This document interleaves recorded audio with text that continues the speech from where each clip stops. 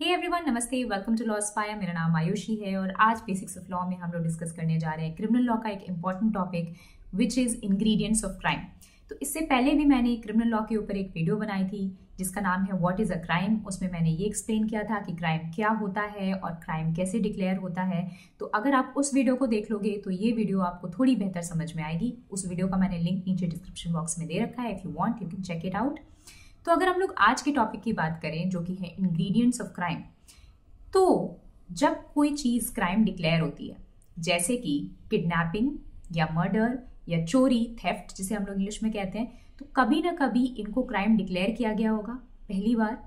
तो जब कोई चीज क्राइम डिक्लेयर होती है तो सारी क्राइम्स में कुछ ऐसे इंग्रेडिएंट्स हैं जो कॉमन होते हैं, और वो दो मेन इंग्रेडिएंट्स जो कॉमन होते हैं वो है actus reus and mens rea. Actus reus वो एक्ट है जिसे क्राइम डिक्लेयर किया गया है, ठीक है, और मेंस रिया वो गिल्टी माइंड है जो उस वक्त प्रेजेंट था जब वो क्राइम कमिट हो रहा था और उस व्यक्ति के अंदर प्रेजेंट था जो उस क्राइम को कमिट कर रहा था, ठीक है। तो मैं आपको मर्डर का एग्जाम्पल देती हूँ। मान लो दो लोग हैं, ए और बी। ए के पास पिस्टल है, ठीक है, उसके पिस्टल से गोली चलती है और बी उस गोली से मर जाता है, ठीक है। अब इस सिनेरियो में दो चीजें हो सकती हैं। एक कि उसने जानबूझ के गोली चलाई, ठीक है, उसको मन था बी को मारने का, उनके बीच में कुछ दुश्मनी थी और वो जानबूझ के बी को मारना चाहता था, इसलिए उसने गोली चलाई। और दूसरा ये सिनेरियो हो सकता है कि उसको पता नहीं था कि उसमें गोलियां हैं उस पिस्टल में, और उसको ये भी नहीं पता था कि वो अनलॉक्ड है। वो बेसिकली पिस्टल के साथ बस खेल रहा था, उसको देख रहा था और गलती से उससे गोली चल गई और बी को लग गई और बी मर गया। अब जो पहला वाला सिनेरियो है जिसमें उसने जानबूझ के गोली चलाई और वो सच में बी को मारना चाहता था, वहां मर्डर कहलाएगा। लेकिन जहां पर उससे एक्सीडेंटली गोली चल गई, उसको नहीं पता था कि उसमें गोलियां हैं और उसको ये भी नहीं पता था कि वो अनलॉक्ड है, वहां पर वो मर्डर नहीं होगा। तो डिफरेंस क्या है? दोनों केसेस में मर तो रहा ही है वो, और वो मर भी कैसे रहा है? दोनों केसेस में वो गोली से मर रहा है, और दोनों केसेस में गोली किसने चलाई है? ए ने चलाई है। तो डिफरेंस क्या हुआ? डिफरेंस हुआ गिल्टी माइंड का। पहले वाले सिनेरियो में उसका माइंड गिल्टी है, दूसरे वाले सिनेरियो में उसका माइंड गिल्टी नहीं है। तो गिल्टी का क्या मतलब हुआ? गिल्टी का ये मतलब हुआ कि वो जो काम कर रहा है उसको पता है कि जो काम वो कर रहा है उसके क्या कॉन्सिक्वेंसेस होंगे। जैसे कि पहले वाले केस में ए को पता था कि अगर वो गोली चलाएगा तो बी मर जाएगा, और तब भी उसने जानबूझ के गोली चलाई क्योंकि वो मारना चाहता था उसको। दूसरे केस में जहां एक्सीडेंटली हुआ उससे, वहां उसको नहीं पता था, ठीक है, या फिर वहां उसकी ये इंटेंशन नहीं थी कि बी के ऊपर गोली चल जाए और बी मर जाए, ठीक है। तो इसीलिए किसी चीज को क्राइम बनने के लिए वो एक्ट जरूरी है, ठीक है, लेकिन साथ में गिल्टी माइंड होना भी जरूरी है। अगर माइंड गिल्टी नहीं है तो in most of the cases वो क्राइम नहीं कहलाएगा, ठीक है। अब क्यों जरूरी है गिल्टी माइंड होना? अगर सामने वाले की डेथ हो रही है भाई तुम्हारे शूट करने से, तो मतलब डेथ तो हो रही है ना, और हो भी रहा है तुम्हारी गलती की वजह से, तो उसको क्राइम होना चाहिए। क्यों नहीं वो क्राइम है? तो इसके पीछे ये रीजन है कि अगर आप कोई चीज एक्सीडेंटली करते हो, या वो आपकी ऑनेस्ट मिस्टेक होती है, या फिर आपको नहीं पता है कि इसके कॉन्सिक्वेंसेस क्या है, तो ऐसे केसेस में हम लोग नॉर्मली क्या करते हैं? किसी व्यक्ति को माफ कर देते हैं। लेकिन जब कोई व्यक्ति कोई काम जानबूझ के करता है तो हमें गुस्सा आती है और हम नहीं चाहते हैं उस व्यक्ति को माफ करना। तो हमें लगता है नहीं भाई, उसने जो काम किया उसको पनिशमेंट मिलना ही चाहिए। इसके लिए मैं आपको छोटा सा एग्जाम्पल देती हूँ फिर से। मान लो फिर से एक ए है, एक बी है। ए रोड पे चल रहा है, बी उसके आगे चल रहा था, गलती से ए उसके पैर पे स्टेप कर देता है, चढ़ जाता है, ठीक है, और वो उसको सॉरी बोलता है, और बी क्या कहता है कि अच्छा चलो भाई ये तुम्हारी ऑनेस्ट मिस्टेक थी, मैं तुम्हें माफ कर देता हूँ, चलो आगे बढ़ो। ऐसा ही होता है ना, मान लो हम लोग रोड पे चल रहे हैं, कोई गलती से वहां पर चढ़ जाए तो हम उसको माफ कर देते हैं, या मान लो उसने नहीं भी सॉरी बोला तो हम उसको थोड़ी देर घूरते हैं, उसके बाद जाने देते हैं, भाई क्या करें, गलती से हो गया, क्या कर सकते हो उसमें। जनरली तो ऐसा ही होगा ना। लेकिन मान लो ए और बी के बीच में बहुत दुश्मनी है, ठीक है, दोनों की आपस में नहीं बनती। अब ए ने क्या किया, उसने देखा कि बी उसके आगे जा रहा था, वो जानबूझ के गया और उसके ऊपर चढ़ गया। तो ऐसे केस में क्या होगा? ऐसे केस में क्या होगा? क्या बी उसको माफ करेगा? नहीं करेगा। तो यही डिफरेंस होता है गिल्टी माइंड का और ऐसे माइंड का जो गिल्टी ना हो। काम सेम हो रहा है, उसका रिजल्ट भी सेम हो रहा है। चढ़ रहे हो आप उसके पैर पे, उसे लग रही है चोट, लेकिन एक में आपका माइंड गिल्टी था और एक में आपने मिस्टेक में किया। तो क्राइम में दोनों चीजें जरूरी है और इसके लिए एक लैटिन मैक्सिम है, एक्टस नॉन फेसेट्रियम निसी मेंसिट्रिया, जिसका मतलब ये है कि ऐसा एक्ट जिसमें गिल्टी माइंड नहीं है वो क्राइम नहीं कहलाएगा। और इसी वजह से जब आप इंडियन पीनल कोड खोल के देखोगे उसमें ऐसे बहुत सारे एक्सेप्शंस मेंशन्ड हैं जहां पर आपका गिल्टी माइंड नहीं होता है, इसीलिए वो एक्ट जो कि नॉर्मली क्राइम होगा वो क्राइम नहीं कहलाता है।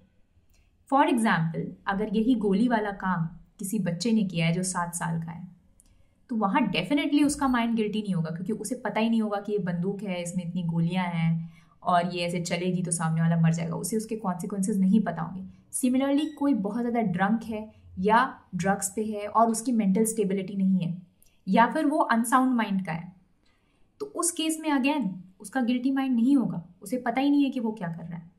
ठीक है, तो ये सब एक्सेप्शंस में फॉल करते हैं। यहाँ पर कॉन्सिक्वेंस वही हो रहा है, गोली चल रही है, मर रहा है वो, लेकिन क्योंकि आपका गिल्टी माइंड एब्सेंट है तो वो क्राइम नहीं होगा, वो मर्डर नहीं कहलाएगा।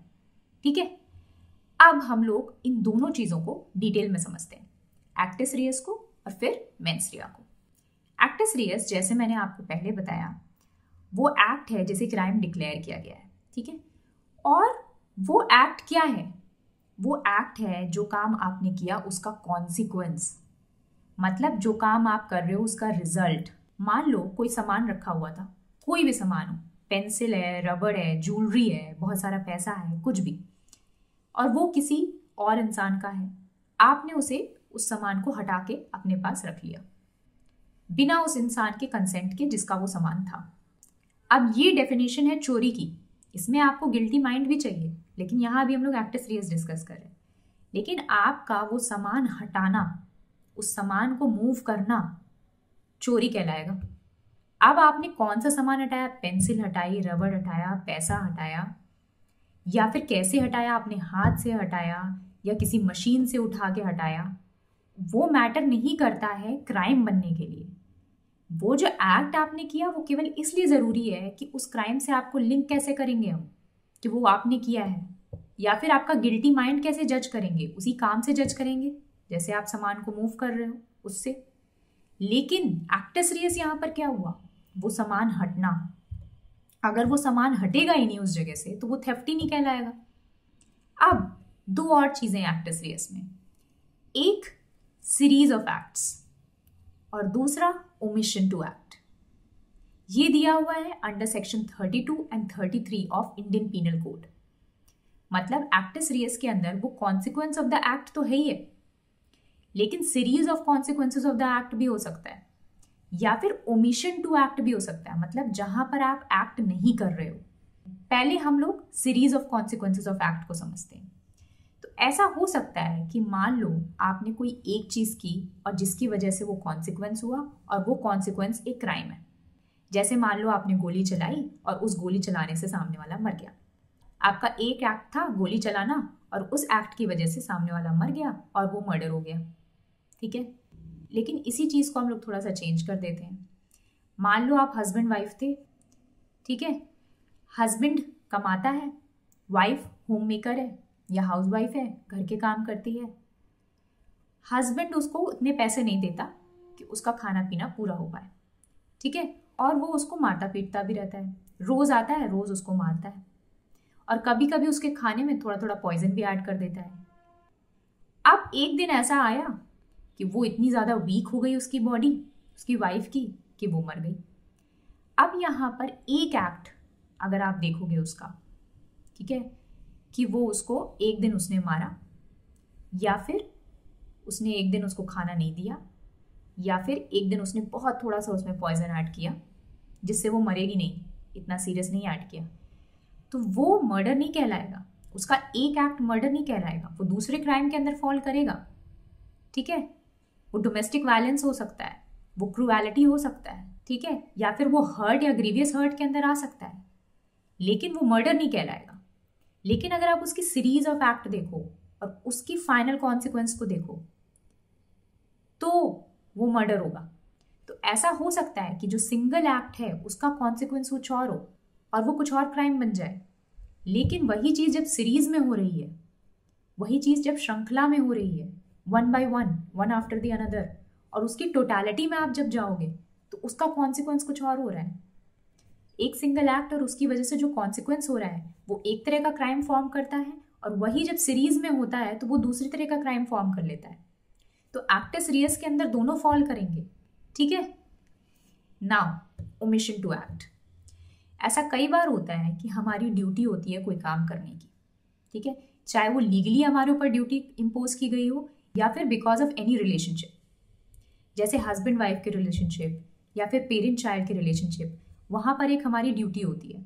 जैसे हस्बैंड अगर ब्रेड विनर है फैमिली का तो उसकी ड्यूटी होती है अपनी वाइफ को मेंटेन करने की, उसी तरह से पेरेंट चाइल्ड के केस में भी होता है। तो मान लो इस केस में जैसे मैंने बताया आपको कि वो उसको मारता भी था और उसको खाना नहीं देता था। तो मारना क्या हुआ, आप कोई एक्ट कर रहे हो, ठीक है, मतलब आप कोई एक्ट एक्टिवली कर रहे हो, परफॉर्म कर रहे हो। और खाना नहीं देना क्या हुआ, आप ओमिशन कर रहे हो, मतलब जो आपकी ड्यूटी है उसको खाना प्रोवाइड करना, वो आप हट रहे हो उससे, आप नहीं कर रहे हो वो काम, तो उसको क्या बोलेंगे, ओमिशन, ओमिशन टू एक्ट, ठीक है। और ऐसी जगह पे ओमिशन टू एक्ट जहां पर आपकी ड्यूटी थी, आउट ऑफ दैट रिलेशनशिप, उस हस्बैंड वाइफ की रिलेशनशिप, आपकी ये ड्यूटी थी अपनी वाइफ को मेंटेन करना, और आप उसको खाना नहीं दे रहे थे और उसकी वजह से वो वीक हो गई और उसके कॉन्सिक्वेंस में वो मर गई। तो यहां पर ओमिशन टू एक्ट भी एक्टस रियस है, तब भी वो मर्डर ही कहलाएगा। यहां पर आप एक्टिवली कुछ काम नहीं कर रहे थे, आप उल्टा जो काम आपको करना था, जो आपकी ड्यूटी थी, उससे आप पीछे हटे थे। तो वो जो आपका ओमिशन है यहाँ पर, वो भी एक्टस रियस ही है। तो ये था ऑल अबाउट एक्टस रियस। तो ये पार्ट 1 है वीडियो का। अब सेकंड पार्ट में हम लोग मेंस रिया को समझेंगे, क्योंकि मेंस रिया में काफ़ी कुछ चीज़ें हैं समझने के लिए, और अगर इस वीडियो में मैं उसको कवर करूंगी तो ये वीडियो बहुत लंबी हो जाएगी, ठीक है। So see you in the next one.